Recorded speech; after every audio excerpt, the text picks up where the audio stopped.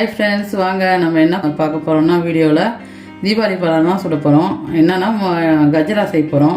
வாங்க எப்படி செய்யலாம்னு சொல்லிட்டு பார்க்கலாம். இப்போ வந்து ஒரு பவுல் எடுத்துக்கலாம். அதுல வந்து கொஞ்சோண்டு நம்ம வெந்நீர் போட்டுக்கலாம். வந்து நம்ம 1/2 கப் வந்து தண்ணி ஊத்திக்கலாம்.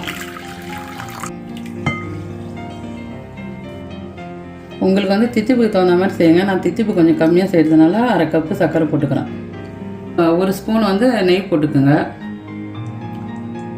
ஏலக்காய் பொடி வந்து நான் சர்க்கரையில் போட்டு அரைச்சி வச்சுருக்கேன். கொஞ்சமாக ஏலக்காய் பொடி போட்டுக்கோங்க. இப்போ வந்து இந்த சர்க்கரையை வந்து நம்ம இப்போ கரைச்சிக்கலாம். ஏதாவது ஸ்பூனு இல்லை இந்த மாதிரி முட்டை அடிக்கிறது ஏதாவது வச்சு நம்ம இப்படி கரைச்சி விட்டுக்கலாம். இப்போ நல்லா வந்து சர்க்கரை கரைஞ்சிச்சு. நம்ம வந்து 2 கப்பு வந்து மைதா போட்டுக்கலாம். ஒரு சலாடு வச்சுருக்கோம். அதில் வந்து இப்போ நம்ம மைதா கொட்டி வச்சுக்கலாம்.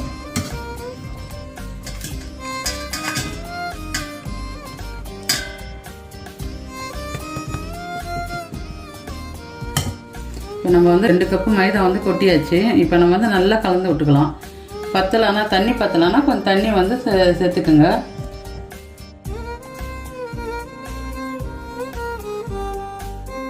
இப்போ நல்லா வந்து கையை வச்சு பிசைஞ்சு எடுத்துக்கோங்க.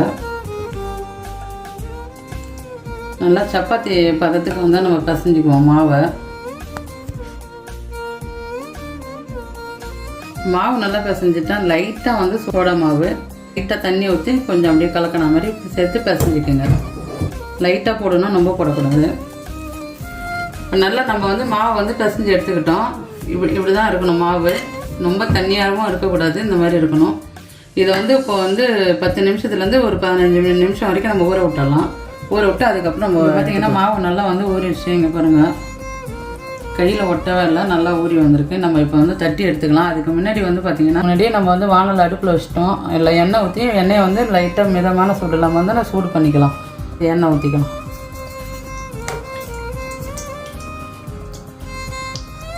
ஒரு தடவை பிசைஞ்சு எடுத்துக்கலாம். எடுத்துக்கிட்டு வந்து இப்போ 2 ஆக்கிக்கலாம். அதை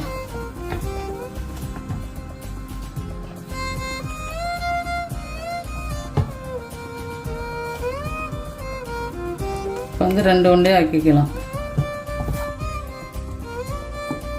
இப்போ நல்லா வச்சு இந்த மாதிரி வந்து நம்ம தட்டிக்கலாம். ரொம்ப மெலிசாக தட்டிக்கக்கூடாது. இப்போ இந்த அளவுக்கு வந்து நம்ம செஞ்சிட்டோம். இப்போ நான் உங்களுக்கு என்ன சைஸு தேவையோ, என்ன மாடல் தேவையோ நீங்கள் வந்து கட் பண்ணிக்கலாம். நான் வந்து இப்போ ஒரு 3 மாடல் இந்த மாதிரி செய்ய போகிறேன்.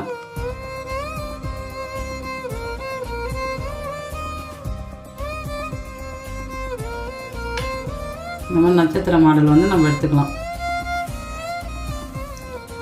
பார்த்தீங்கன்னா நான் பூ மாடல் எடுத்துக்கிறேன். இந்த மாதிரி எல்லாத்தையும் நம்ம கட் பண்ணி எடுத்துக்கலாம்.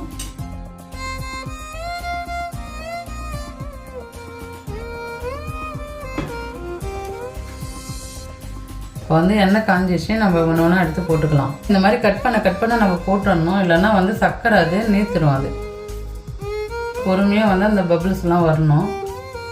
அப்போதான் உள்ளே வந்து நல்லா வேகும் மாவு.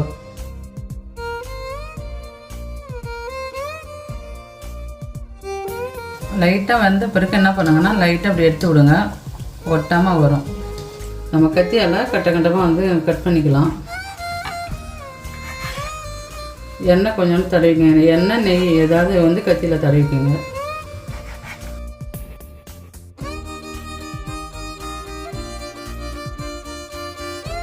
அது வெந்துக்கிட்டு இருக்கேன். அதுக்கு நடுவில் வந்து 2 பாம் போட்டுக்கிறேன். வெட்டிக்கு தான் நான் பார்ப்போம். பாருங்கள், வெந்துடுச்சு. நம்ம இப்போ எடுத்துக்கலாம்.